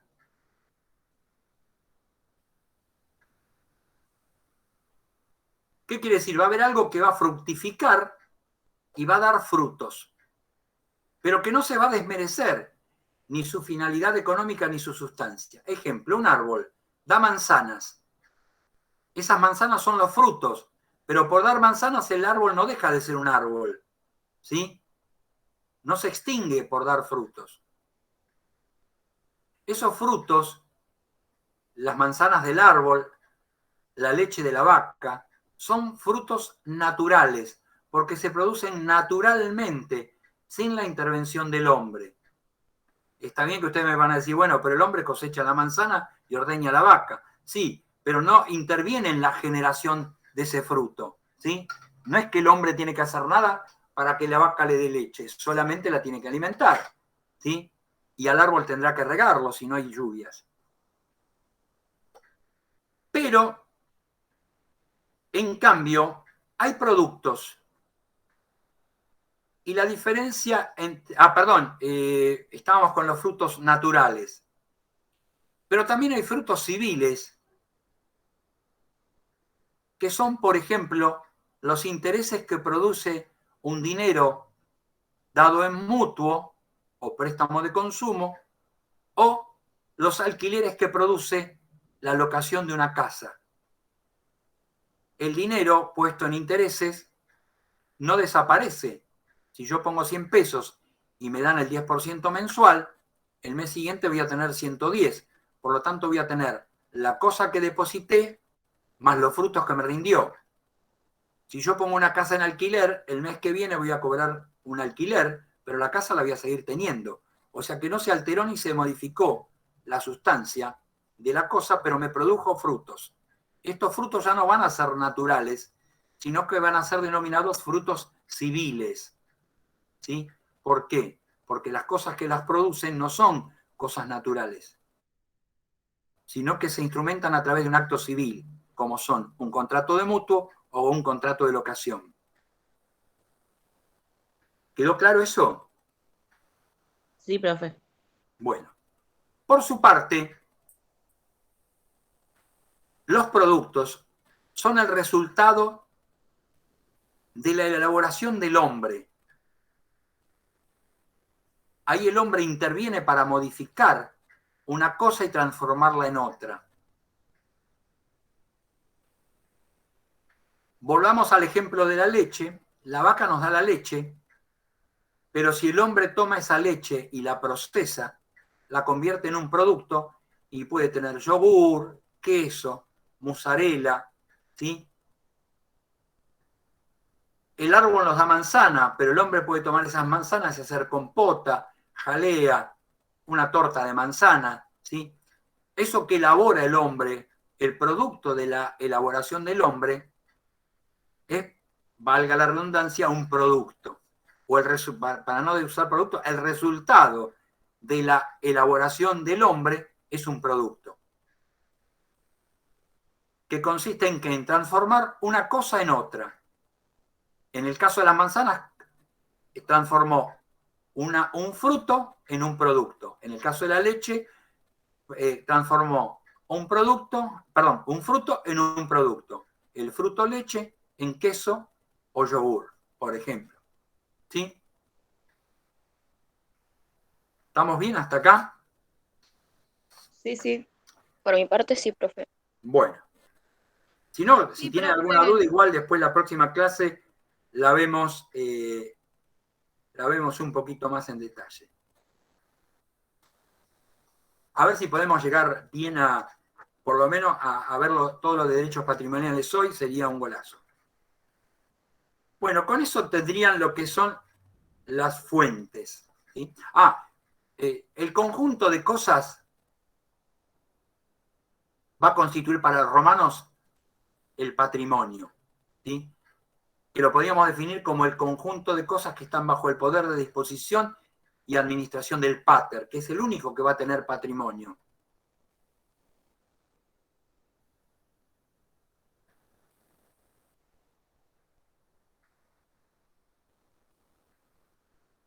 Bueno, ahora vamos a ir a lo que es la posesión.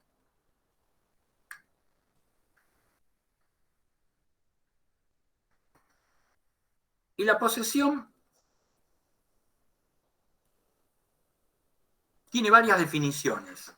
Hay una definición de Teófilo, que fue un jurista bizantino, lo vimos cuando hablamos de derecho romano, en la evolución del derecho romano, jurista bizantino que vivió entre los siglos V y VI después de Cristo y formó parte del grupo de juristas con el cual trabajó Justiniano. Definía la posesión como la tenencia de una cosa corporal con ánimo de señorío. Tenencia de una cosa corporal con ánimo de señorío. Para Savigny, que dijimos que es uno de los juristas alemanes más citados por nuestro codificador Vélez Sarsfield, va a entender que se está en posesión de una cosa cuando se tiene la posibilidad no solo de disponer de ella físicamente, sino también de defenderla contra toda acción extraña. En realidad, acá está mezclando un poquito lo que es posesión y lo que es dominio, porque si bien el poseedor puede defender la cosa, el dominus de la cosa tiene una posibilidad de defensa más amplia, ¿sí? En tanto, von Giering, que es contemporáneo prácticamente con el anterior, dice que es la exteriorización de la propiedad. Ahí hay un chingue de letra, es exteriorización de la propiedad. ¿Por qué? Porque en realidad el propietario de una cosa tiene la posesión de la misma, obviamente, ¿sí? Pero podemos tener un poseedor que no lo sea el propietario. En tanto, Bonfante, que es un romanista italiano de fines del siglo XIX, principio del siglo XX, entendía la posesión como el goce del propietario o de quien entienda tener la cosa perpetua e independientemente por cuenta suya. Esta definición es interesante porque dice que la posesión le compete no solo al propietario, o sea, al titular de dominio, sino a quien sienta tenerla en forma perpetua, o sea, aquel poseedor, al mero poseedor, que la tiene o la quiere tener en forma perpetua e independiente, ¿sí? Ese sería el concepto más apropiado. ¿Por qué? Porque reconoce la posesión no solo en cabeza del titular de dominio, sino de aquel que quiera poseerla con exclusión de todos. Es el poseedor, precisamente. Sintéticamente la podríamos definirla como un señorío de hecho o señorío fáctico sobre una cosa con la pretensión de tenerla como propia. ¿Qué quiere decir? Ejercer sobre ella la posesión y excluir de ella al resto de la gente.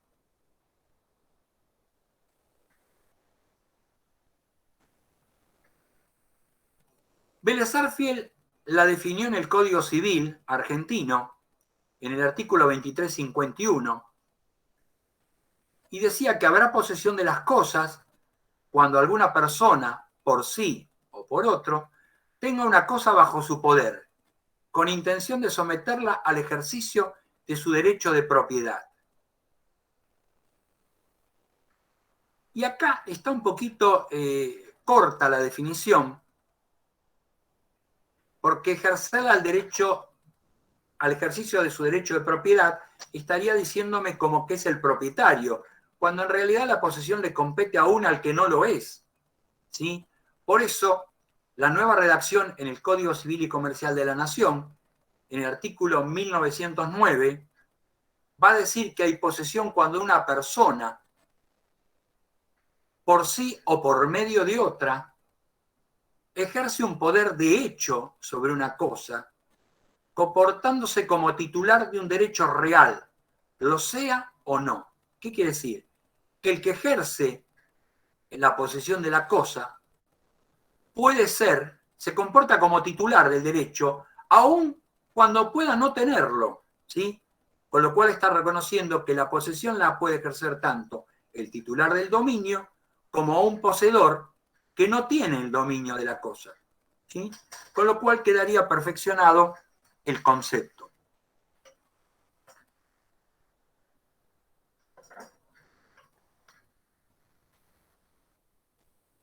¿Estamos bien hasta acá?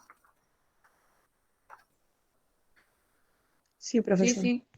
Bueno, Sí, profe. bueno, esperen que me organice porque si no...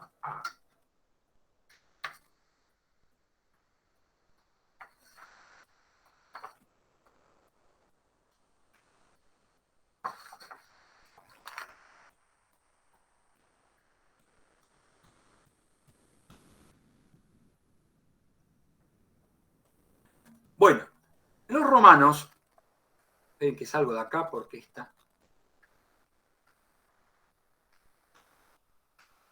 Los romanos van a utilizar la palabra posesión de una manera media confusa en sus principios. Y dependiendo de la época histórica de que se trataba.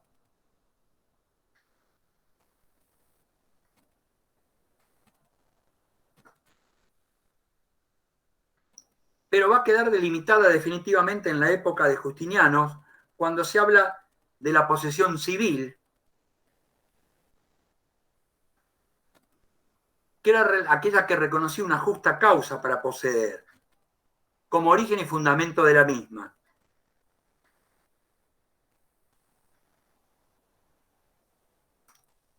La posesión siempre requirió para los romanos la existencia de dos elementos. Un elemento objetivo, que ellos van a denominar corpus, o sea, el cuerpo de la cosa,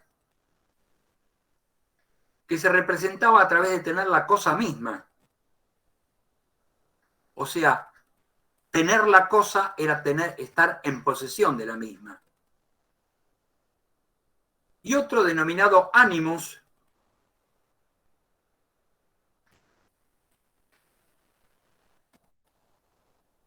que ellos la denominan animus possidendi, ánimo de poseer.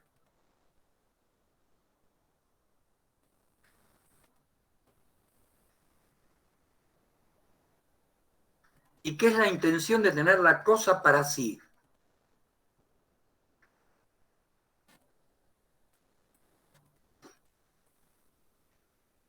El jurista Paulo, uno de esos 5 latinos que en algún momento nombramos, ¿recuerdan? Decía que la posesión se adquiere con el cuerpo y con el animus.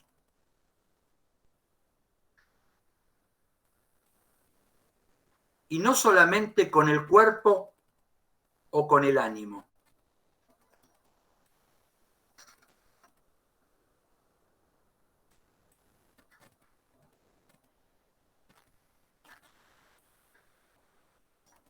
El poseedor va a actuar con animus domini.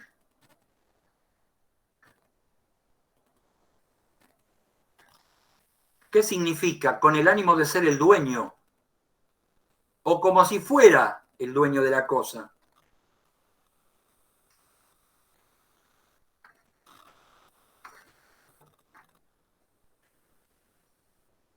Y va a ejercer públicamente todos los actos propios del derecho de propiedad.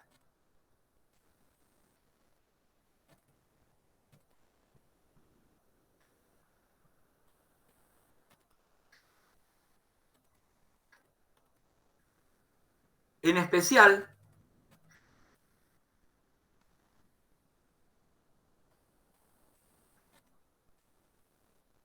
excluyendo a cualquiera de un derecho sobre la cosa. ¿Qué quiere decir? No reconociendo a nadie con derecho sobre la cosa.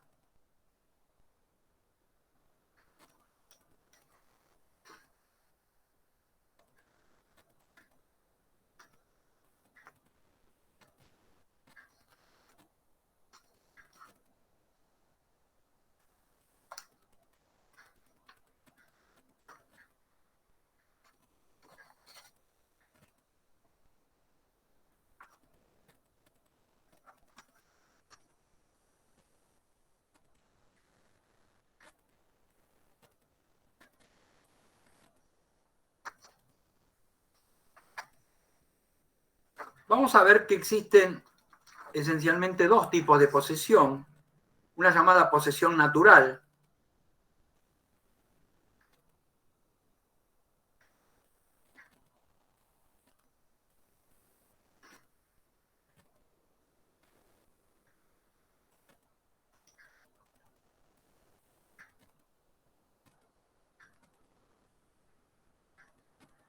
que era asimilada al concepto de tenencia, y carecía de una tutela posesoria.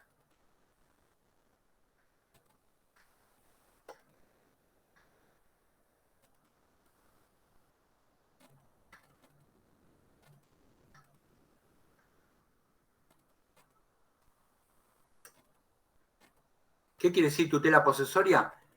Protección a la posesión.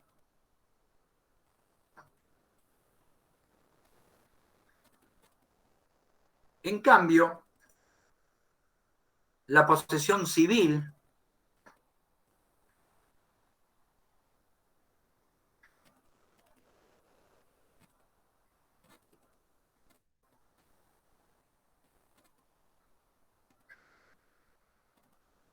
era aquella que se basaba en una justa causa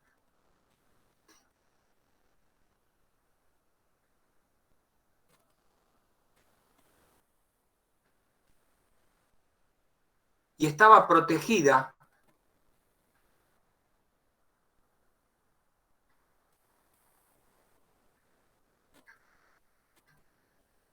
de las turbaciones, turbar quiere decir alteraciones, amenazas,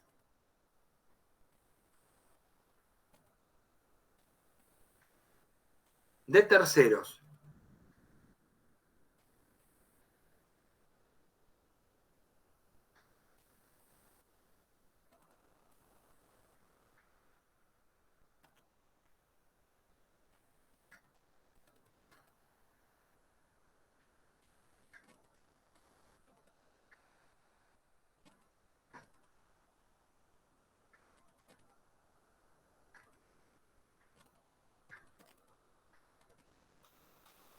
Esta posesión civil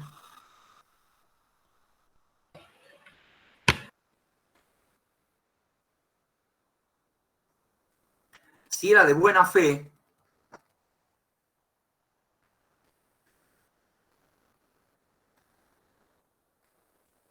fue defendida en el derecho romano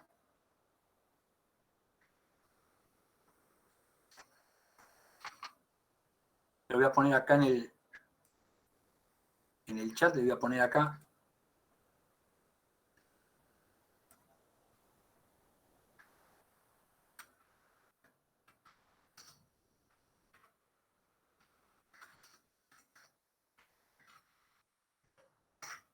Fue defendida en el derecho romano por la llamada Actio Publiciana in Rem.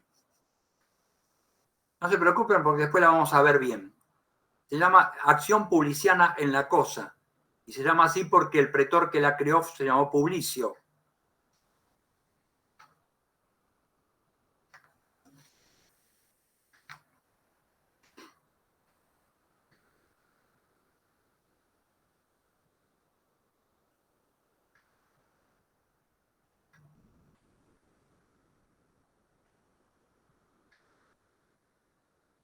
Y la posesión de buena fe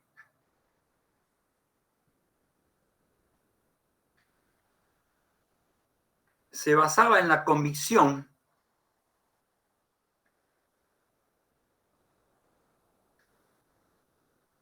de tener el derecho de posesión.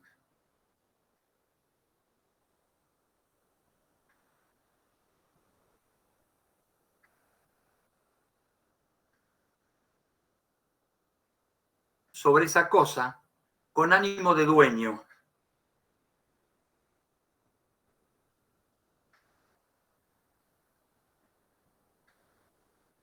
Y era imprescindible para usucapir la cosa.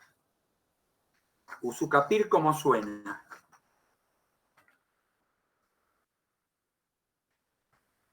Usucapir la cosa.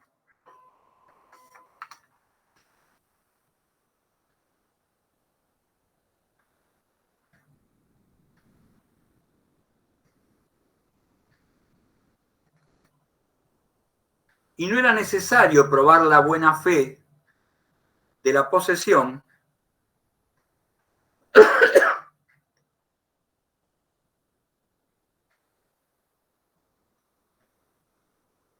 ya que ésta se presume pero admite prueba en contrario.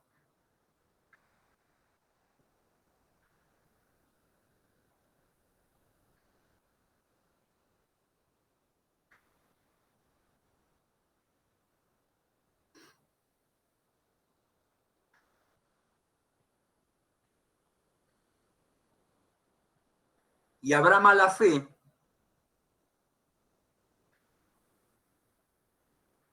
cuando la posesión se ejerza sabiendo que la cosa tiene otro dueño u otro posesor de buena fe.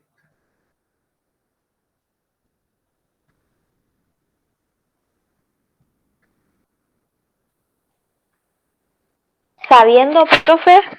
Sabiendo que la cosa tiene otro dueño u otro posesor o poseedor de buena fe.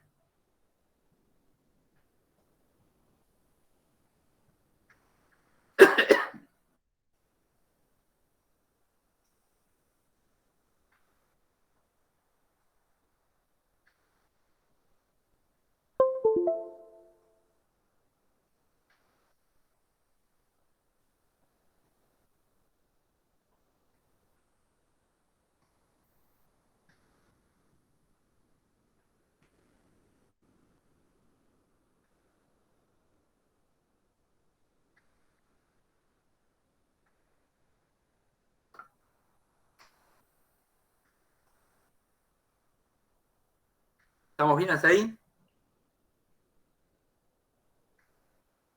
Sí. Sí, profe. Bueno, Sí, profe. y hoy, por último, y con esto vamos a terminar, también la posesión puede ser justa o injusta.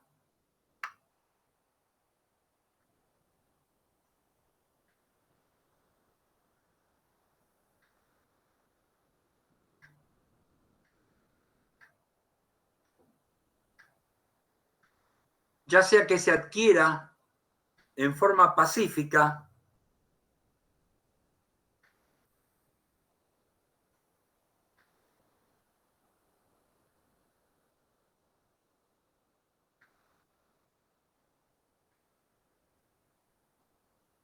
y sin la existencia de ningún vicio.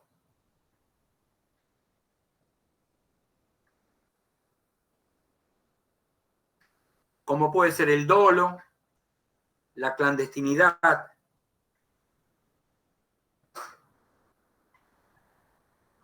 la precariedad,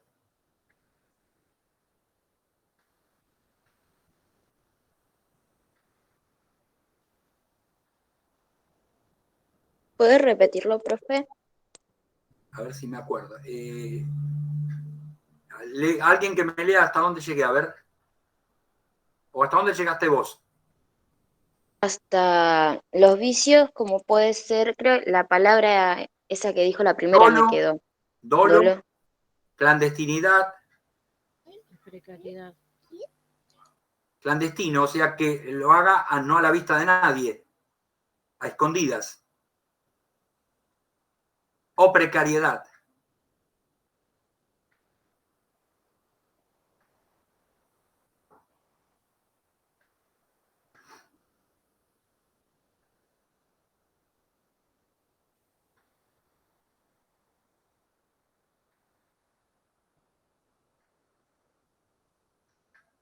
Y va a ser injusta la posesión cuando aparezcan algunos de estos vicios.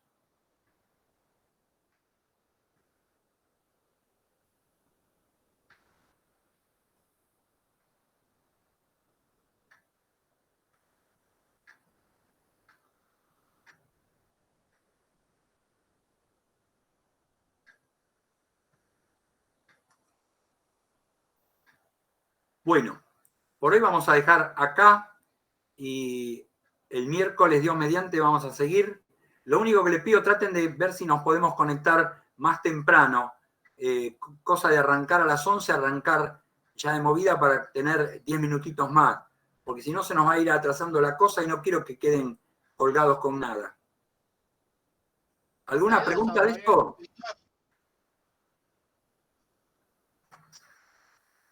No, ninguna, profe. No, por ahora ninguna, Profe, profe. Sí, díganme. ¿vio el día ese que no puede por la audiencia que tiene? Sí, Si nos graba la clase y nos la pasa por mail o por pero no es un lo drive, mismo, porque yo cuando grabo una clase no puedo saber si ustedes entienden o no entienden. lo que pasa es que nosotros, ¿quién va a venir a reemplazarlo? Déjenme pensar, porque déjenme mirar una cosita, a ver, porque yo tengo, ¿a qué hora tengo la audiencia? Déjenme ver, a ver, porque tengo 2 días seguidos audiencia.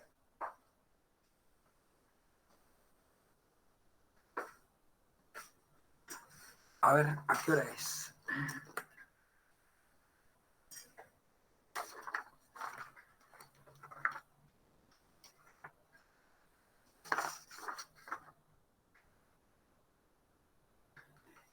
...22 creo que es un miércoles, ¿verdad? Sí.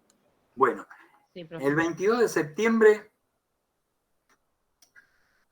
tengo a las 12 audiencia.